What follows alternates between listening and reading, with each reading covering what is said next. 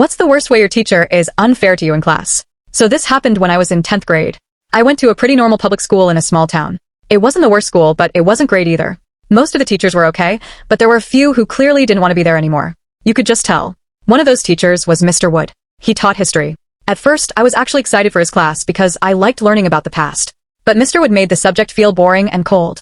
He would walk in, talk in a monotone voice, and leave. He never smiled, never made eye contact, and if you asked a question, he'd act like you were wasting his time. But whatever, I tried to stay out of his way.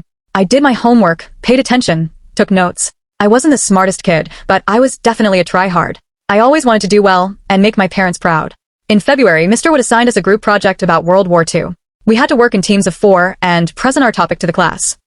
He randomly assigned the groups. I ended up with 2 kids who didn't care and one who was always absent.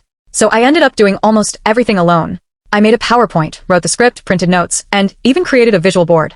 I stayed up late every night that week. When presentation day came, I told my in-charge before class, just so you know, I did all the work myself.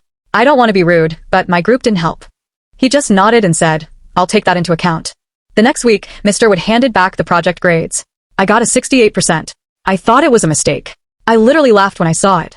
I went up to him after class. I just stood there, stunned. He didn't care.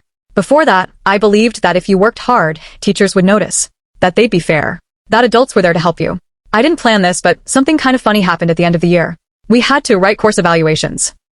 You know, those anonymous forms where you rate the class and the teacher? I didn't hold back.